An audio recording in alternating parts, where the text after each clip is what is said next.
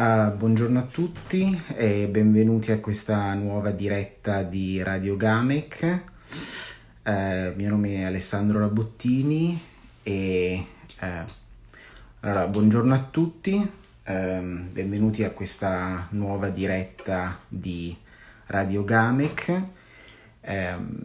Questa è, credo, anche l'ultima puntata di questa, di questa versione di Radio GAMeC, alla quale poi, ci saranno, seguiranno altre forme.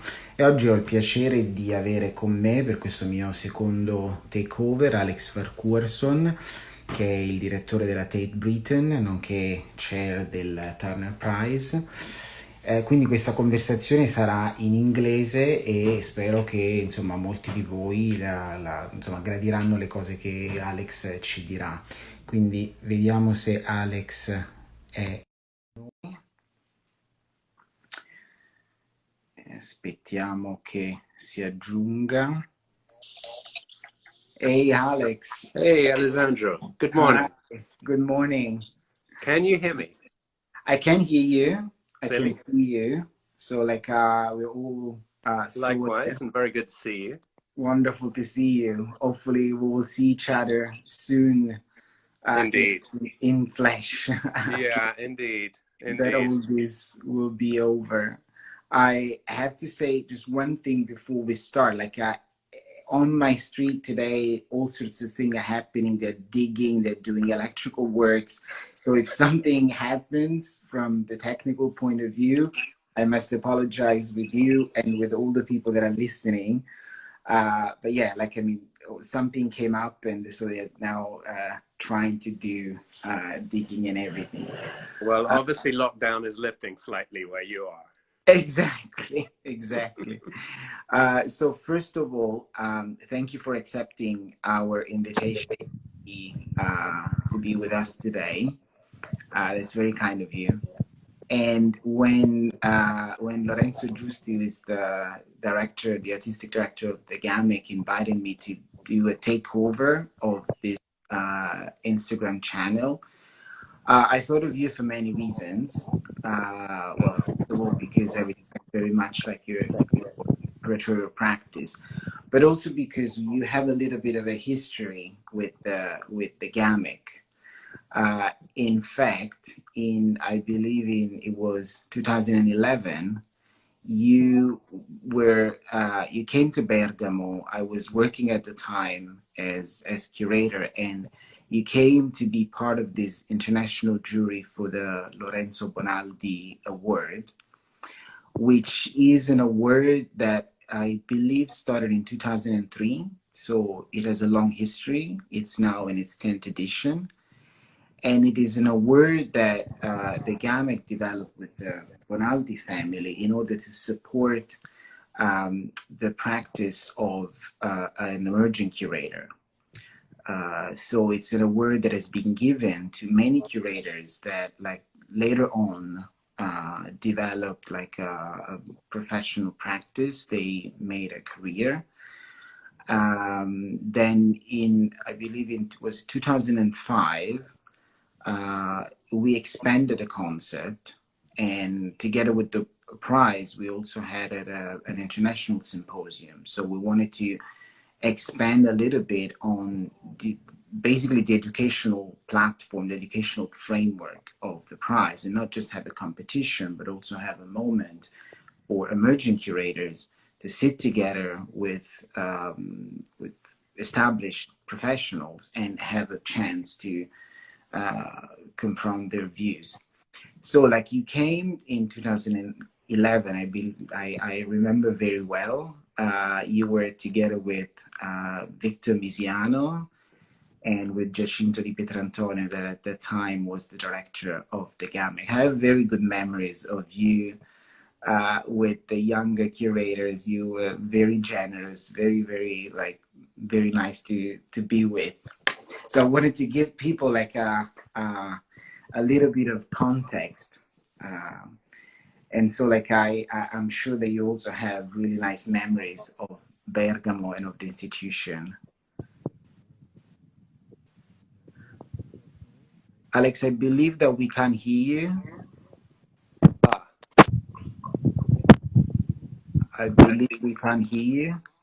can you hear me now? Yes, now we can hear you. Good. Yeah. Okay, maybe I just need to hold it a little bit closer. Is this okay? Yeah.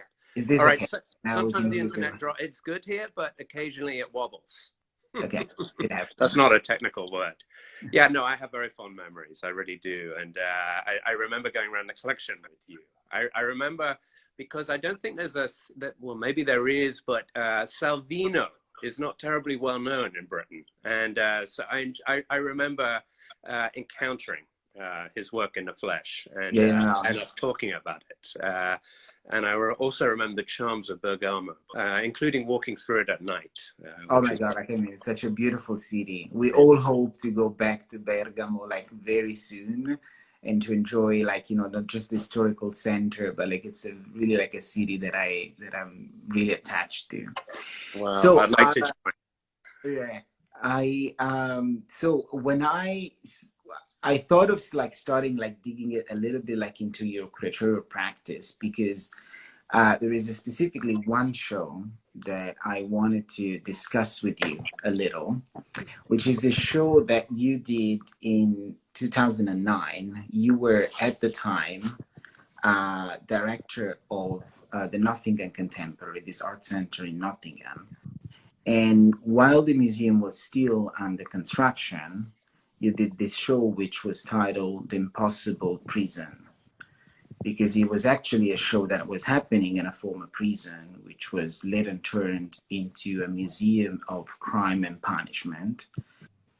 And so you had the chance to use this former prison to make a show about the ideas that Michel Foucault conceptualized around imprisonment, about confinement, and how what was in the past something very visible in terms of like punishment and imprisonment was later internalized and were expanded into other form of institutions.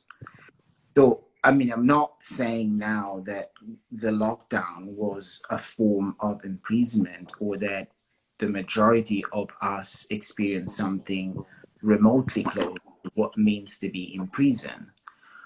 But the show was touching upon idea of control, of idea of confinement, on idea of surveillance, incarceration.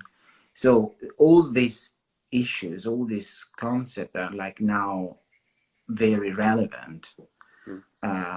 So sometimes, you know, you do something and then like through time, its impact changes because the context made the issues even more relevant. So I wanted to start discussing with you what was your experience with that show, what was that show about, and also how you think that these ideas are relevant today. Mm-hmm. Well, thank you. And, you know, it's enjoyable thinking back to that exhibition at that time. It was, as you say, while we were constructing this new institution in the middle of Nottingham and half underground, because there's this extraordinary cliff that runs through the center of Nottingham. It's essentially a kind of geological fault line. And so half the building was going to be underground, half overground. And we found ourselves, and we chose to be, in offices at this place called the Galleries of Justice next door, which, as you say, was a court of law. It was a prison, and it has an amazing history, actually, going back hundreds of years. And because it's also in a cliff, you enter on the ground floor, and then in order to see the other floors, you go on a subterranean route. And this had been turned into a visitor attraction. So costumed historical prison guards would take you down once you'd been given the identity of a real historic criminal.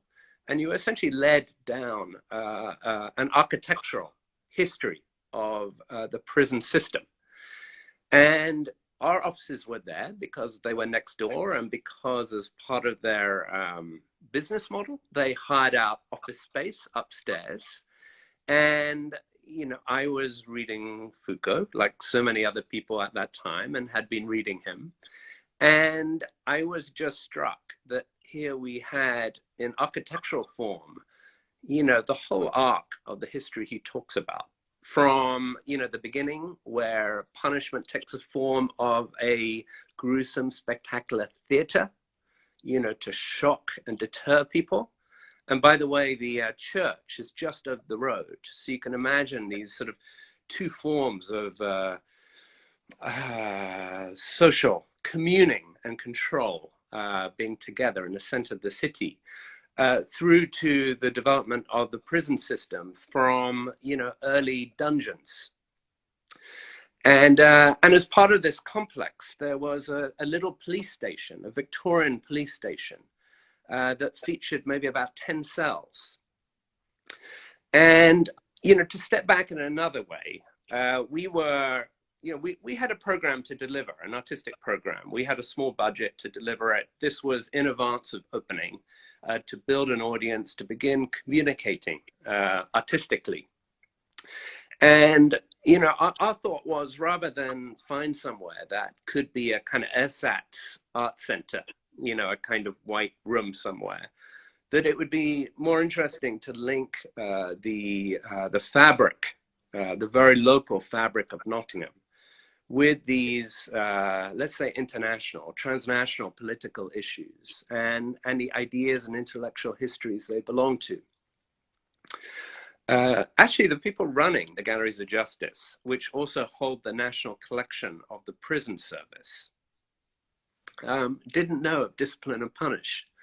So I thought that was really interesting in itself. And of course, thinking about cells and police cells or prison cells, you know, you begin to think about the white cube, the artist studio, and the way, I think, particularly for some artists after the 60s, that these spaces have been seen as, in a way, spaces of confinement at times.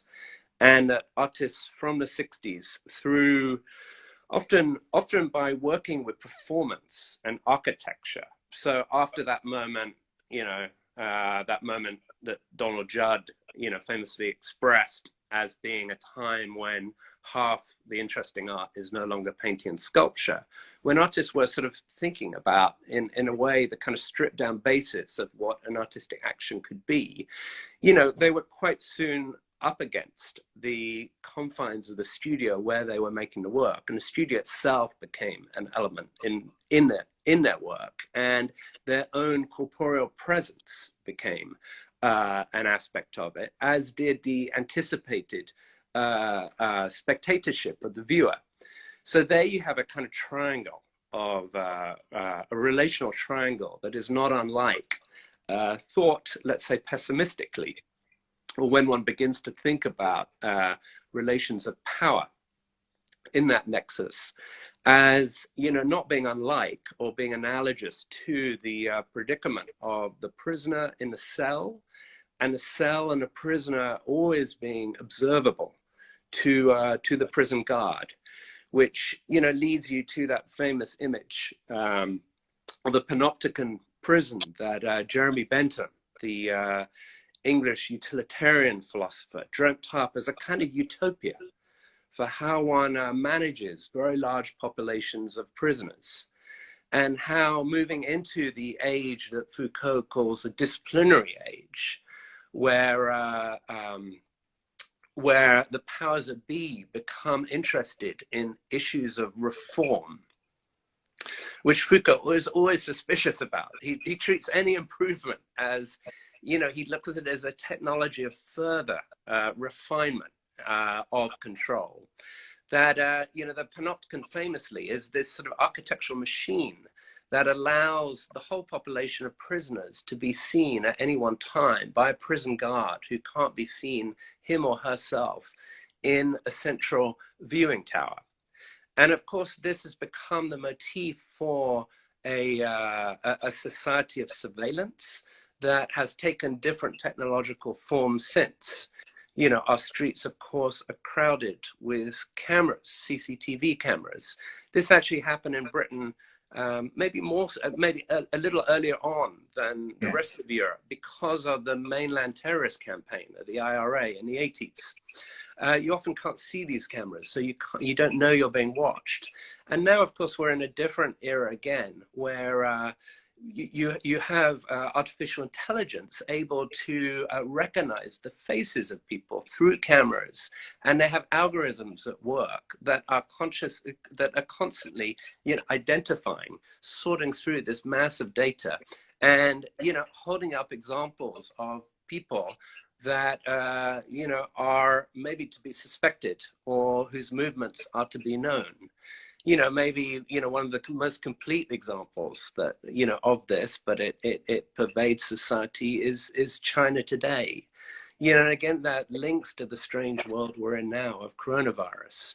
The impossible prison, Foucault's ideas, has strange resonance, because I think most of us would sort of volunteer to be in the regime we're in. We know it's for the greater good, but of course it's made possible. It can be enforced by the surveillance technology that already exists, which is now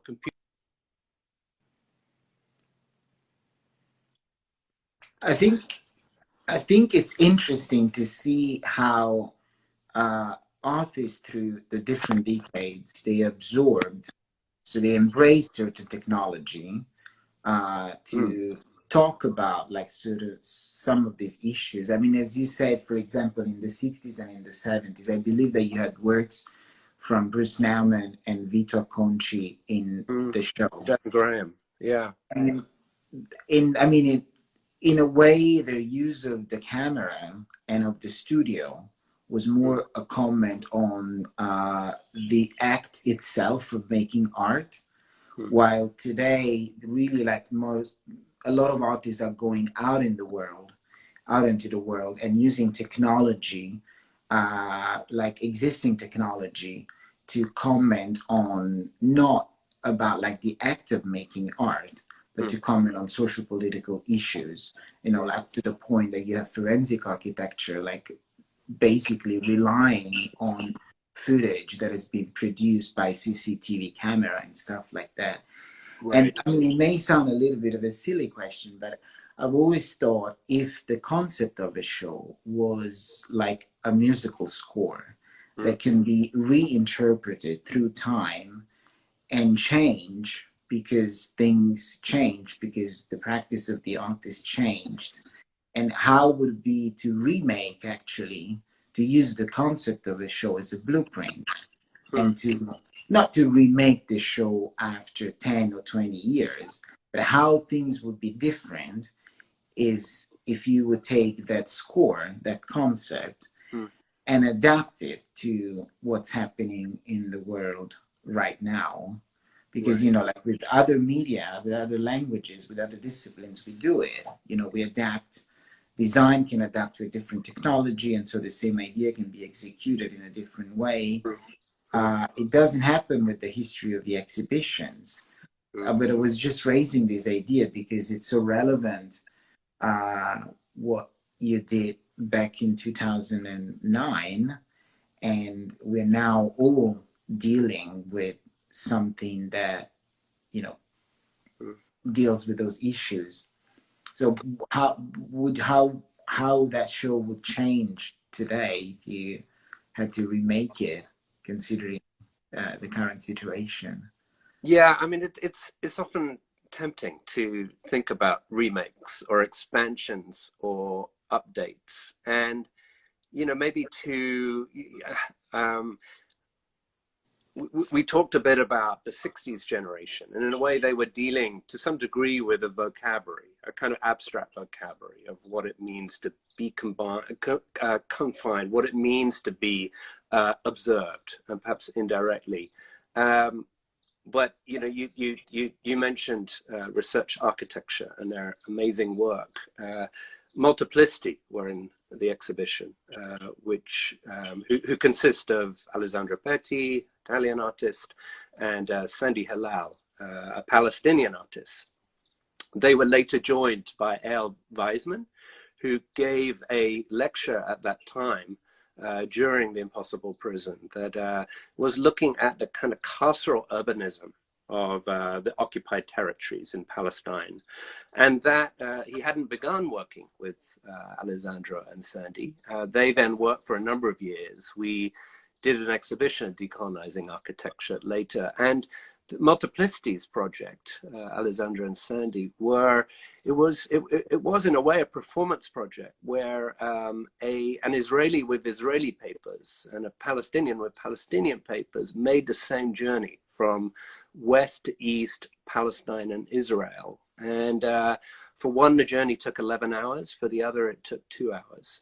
So, you know, the exhibition was, you know, taking as its architectural starting point, if you like, police cells and prison cells. And by the way, those police cells were probably used for the last time in Nottingham to lock up striking and fighting miners during the miners' strike. Oh, really? Nottingham was one of the most southernmost points in England of mining.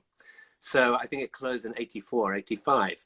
But, you know, the big quotation we had on the window outside, which was quite provocative, I think, for people, by Foucault, was a prison these days begins a long way before the prison gates. And so for him, of course, you know, the prison was, in a way, simply the total and complete example of a disciplinary control and carceral society. And, you know, there were, you know, with respect to, say, the work of research architecture, you know, as well as this work on the occupied territories, there was also very real documentary work in the show on the system of privatized prisons in America. You know, America, as you might know, imprisons a higher percentage of its population than any other nation state in the world. A very, very high proportion of prisoners are African American. You know, it's quite well known, I think, it's a well-known statistic that that there are more young black males in prison than in college. And there are, of course, societal reasons for that, and it's deeply distressing. In some towns, there are the highest form of employment for local people is working in these privatized supermax prisons. So Ashley Hunt, you know, as part of the abolition movement there, did a multi-channel research piece on that situation, and that was integrated within the displays of the timeline of prison warden uniforms, batons, a whole paraphernalia of the prison system through time in Britain, that whole genealogy. There was also, you know, ludic work that by artists like Evan Holloway, or quite abstract sculptural work that spoke to, in a way, a kind of carceral relationship to the body by Tatiana Trouvé. Yeah. So, I mean, I think it's one of, it's actually, you know, in thinking about remakes, it is something I thought about for a time as a full-scale show after we opened. Because, of course, one can lead, as you say, there's so many threads to lead into so many practices. And, you know, one can work with this idea in many dimensions, really, that are, you know, speak very much to certain ideas around art that artists have been that artists began exploring in the late 60s, and performance and use of the body and the action, post-medium art. But, you know, of course, have very real consequences, you know, around the world today that are forever developing. Yeah. And speaking about reacting to the context, the very same channel that we're now using has been developed because the museum decided to react to the fact that they had to close the doors to the visitors. So like the GAMeC came up with this idea, okay, let's turn the museum from being a space that can welcome visitors to see art into a channel. So into this sort of like multitude of voices and perspectives. And I think that it was a brilliant way to very quickly react to the situation and say, okay, basically what we can do now, because we cannot show physically the art, is not like about like conceiving some online platform to exhibit art, but rather that to amplify, to help people coming from very different fields to talk. And so I think that it was a statement also about what a museum can be.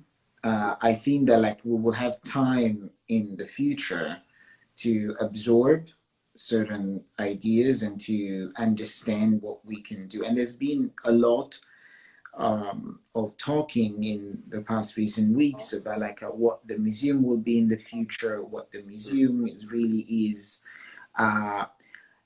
I am personally not a big fan of drawing radical scenarios because the situation is so rapidly evolving. I mean, we actually don't know what will happen next. So I wouldn't be so cynical to start drawing scenarios. But I think that like all of us, we've been thinking, okay, what I can do now, what I will be capable of doing in the future. But all of us has been most probably thinking what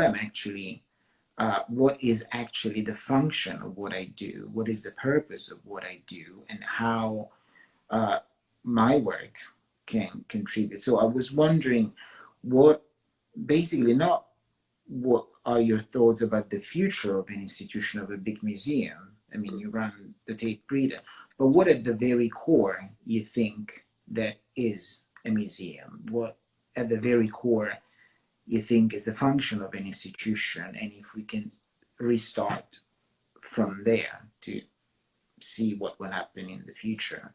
I'm sure that you've been thinking about this in the past few weeks, and I think that it would be good, especially because, like, for example, today is the very last episode of this program. I'm sure that they will continue in a different form, but the GAMeC, reopened last Friday. So there is currently the show of Antonio Rovaldi that is still possible to see in flesh. And so I'm glad that we have the chance to talk with you today, because it's sort of like ending a journey and beginning a new one. So I think that it would be interesting to hear your perspective of what an institution is today, and what can be, what it should be, what can be done. I mean, it's a lot of questions in just one comment, but I'm sure that you have been thinking about it, and you may want to share one of this thought. Well, like you, I don't have an overarching theory of the museum in a sense, and I think they could be many different things, and also they mean different things on different scales, I would say is important to say. And my work life now is at the helm of a very large scale museum as part of a much larger group of museums, again, Tate, and one with a long history, or its collection has a long history going back to the 16th century. Tate Gallery opened in our building in the late 19th. I think it will always, in a way, remain about the encounter between art and the public. And I think that irrespective of the life of art online, which will continue to develop and in ways that we can't anticipate, that the encounter with physical stuff, whether that's an individual dimension, or whether that's done individually or together, is I think will remain fundamental. And I think we've seen this as the digital dimension of how we communicate art has grown as digital platforms have expanded and become more powerful. That hasn't in any way, I think, decreased people's interest in physically encountering work, and it hasn't, I think, diminished most artists' interest in the physical and material dimensions of artworks. I mean, that said, what I think is very interesting in this time in terms of the relationship between real space and the digital, both in terms of the forms art takes, but also how we encounter it and how we encounter each other encountering it, is that this is the first time since the digital revolution that we've had no choice but to encounter art and encounter each other, thinking about art and thinking about the thoughts that art gives rise to in society together online. And I think that this will, I think that this will be very productive going forward when we do reopen. I think that we'll have a better understanding of the relationship between these spaces. I think you might get a better sense of how they play out in relationship to each other, and what's better off in one context rather than the other. And I think the other dimension to this is, of course, the ecological crisis. Yeah. That, you know, somehow through this, and of course this is a much larger point than the world of art alone, that, you know, if something's good is to be taken forward out of the situation when we reopen, it's that this experience triggers and accelerates the restructuring of our economy in environmentally sustainable lines. And of course, art and the art system has a place in that. And I would say the kind of paradox in that is, over the last 20 or 30 years, of course, we valued so much the globalization of the art world, the critique and the dismantling of a definition of internationalism that is Eurocentric or US Eurocentric. And, you know, that's been an incredible development. It's biennials have been at the forefront of this, often curators have, and it's, you know, alongside all kinds of other reappraisals of disciplines. I think it's kind of reshaped how we consider the field of art and its relationship to global development. So you know, what we wouldn't want to do is take a step back there. But in the meantime, digital means have proliferated, become so much more sophisticated, that I think that there really is a strong argument for, you know, questioning why and when we move big things around the world. Yeah. And what it means to also be located and local. You know, what should travel and how? You know, without sacrificing the, you know, this decentering, you know, of the art world, culture and society that that the past 20, 30 years has been so committed to. I think it's interesting because, like, I was reading this morning two news that, like, apparently they're not related to each other, but that may actually be part of this wider rethinking of how to do things. I mean, first, like, the first one was very encouraging because, like, the Duomo in Florence and other important sites in Italy, they finally reopened. Many of them, they're adopting this like little fob, this little digital device that like gives you a signal if you get too close to someone else. But the good thing is that, like, I mean, of course you have to book in order to get there. But in the first 24 hours that the system online was open, they've been flooded by request of booking. So, like, I mean, this need that you were talking about, like the need to get in the space and experience the art is very present in every one of us. So most probably, like, we will adapt for a certain time, for a time being, like to new forms of perception and of visiting, but that present is very there. And the other news that I was reading is that, like, both two mega brands, fashion mega brands, like Yves Saint Laurent and Gucci, they said, we're not going to produce anymore following the seasons. We will not be participating anymore in the fashion week. So we refuse the calendar that the system has imposed on us, or that we contributed to create. And we will only release 2 collections a year. that they will ditch completely both the production schedule and also the season division of the time. Mm-hmm. And I was wondering what would be the equivalent from the art world of not looking anymore at certain schedules or at certain like formats that we have been producing or like contributing to. So what will be the equivalent from our point of view into getting into a different rhythm of releasing, producing artwork, releasing information? I mean, of course, I don't have an answer, and I don't know if you have, but it was curious to see how such a global business like fashion is now forced to rethink the speed, the pace of production, the speed of the distribution, and to, I mean, of course, they're talking now in terms of like we want to preserve the creativity of the designers, that they cannot just follow this speed of production. And this is also like something that has been going on in the art world for a long time. If the pace and the speed of the production and the distribution was a good thing for not only the artist, but for also for the audience, for everyone to absorb all those information and to critically process them.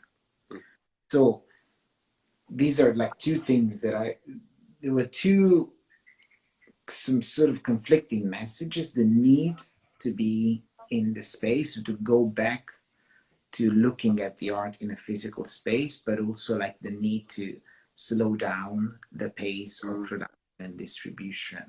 And I think that these two things most probably will be part of the conversation that we will all have in the next few months. Yes, yeah, I know. I think your point about the global cultural calendar, which of course we have the equivalent of in the art world, is a really good one. I can't see how it can be sustainable on the scale it's been at. It's grown and grown and grown. Yeah. And I think it's created this culture, at least in our world, in the art world, of this necessity to be somewhere else at a certain time and place altogether. But, you know, I'm sure you've experienced like me that often you can have the, you know, best experiences of art and people outside of the calendar when you're elsewhere. You know, it tends to be when we're all congregating somewhere at the same time. It's the time when people are most distracted.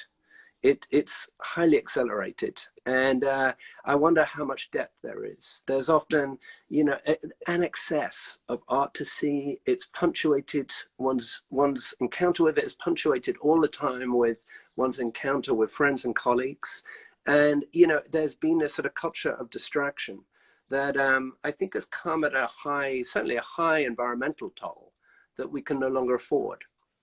So my own feeling is it wouldn't be such a bad thing if, when we reopen and emerge from this, that kind of global art calendar is scaled back.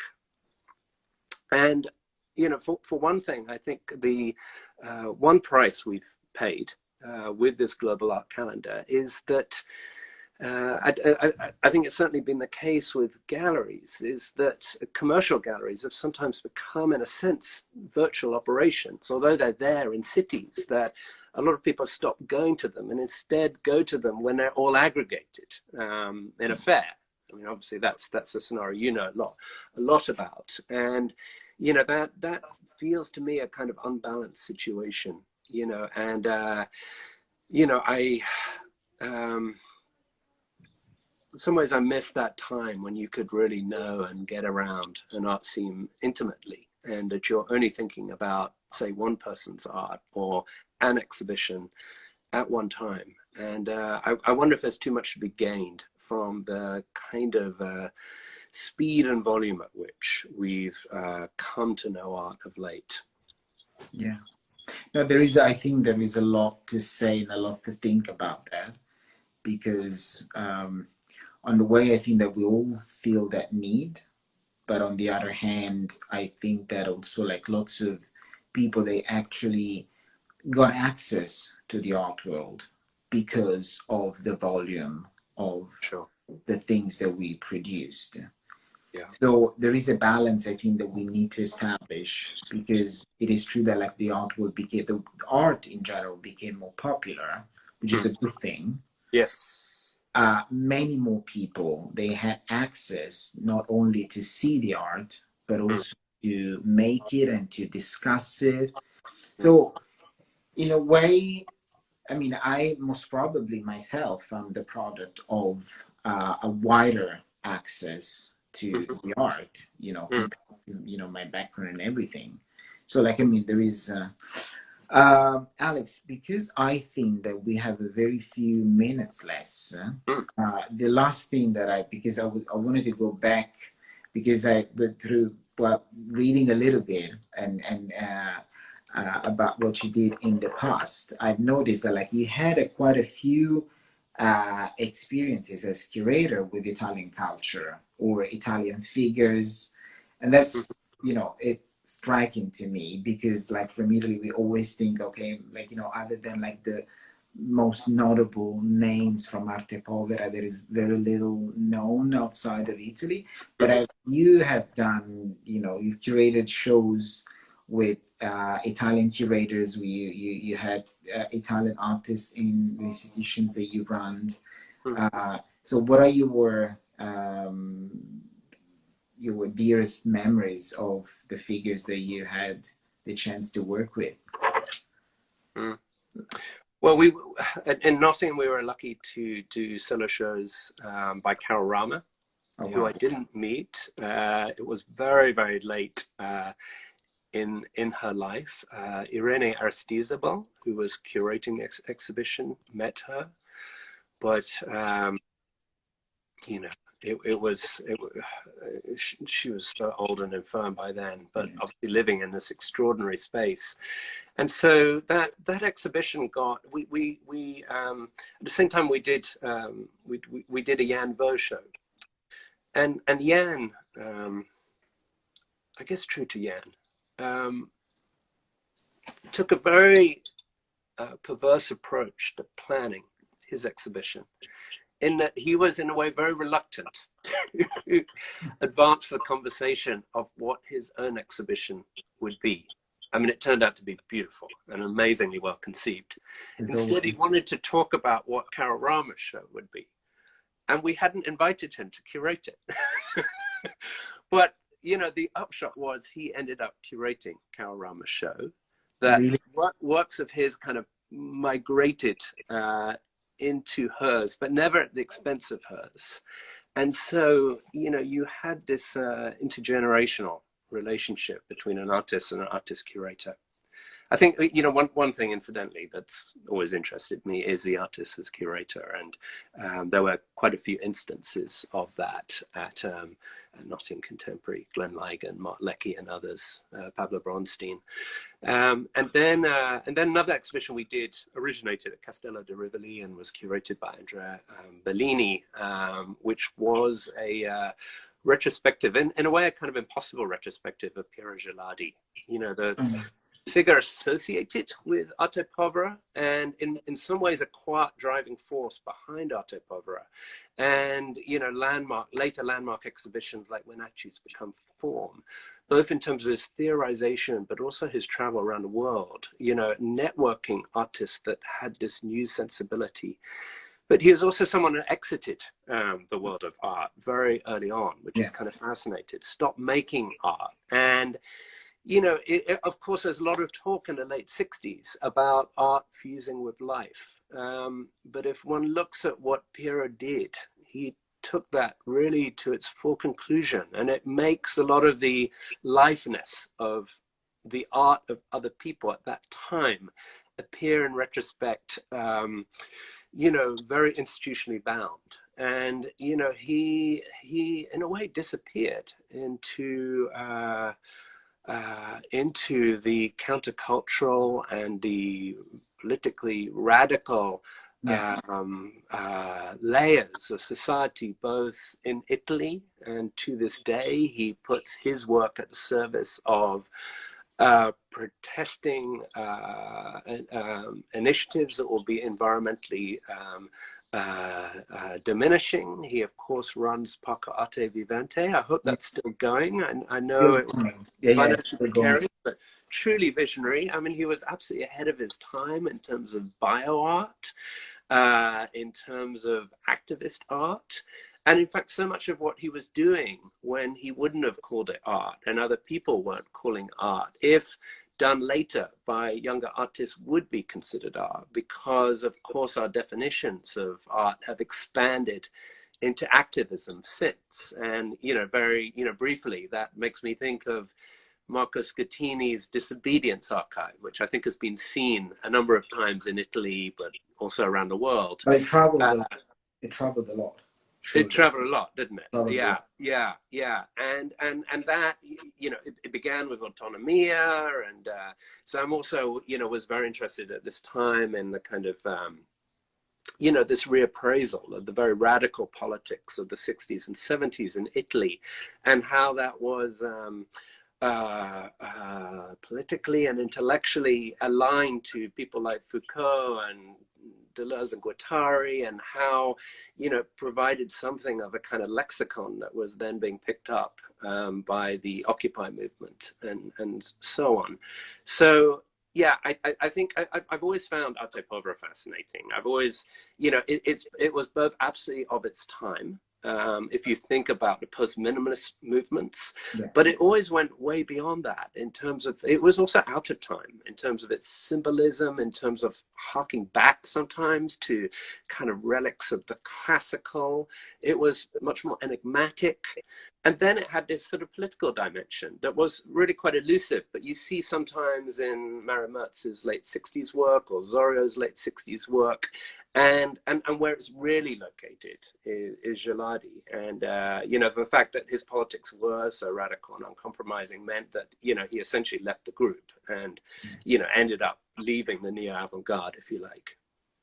No, I think it's wonderful to end our conversation thinking about like Piero Gilardi and his way of never really leaving the art world, but like really reinventing the tools that an artist can enact in order to be present in society. So thank you for bringing him into the conversation, and thank you so much for your time and for being with us. I think that everybody's really happy to end this first part of the Radio GAMeC journey with your words. So hopefully, we will see each other soon, both in Bergamo and in London. Okay? I look forward to that. Thank you, Alessandro. Have a wonderful day. And You thank too. you everyone for listening. Yeah, Bye. all the best. Bye. Ciao. Bye.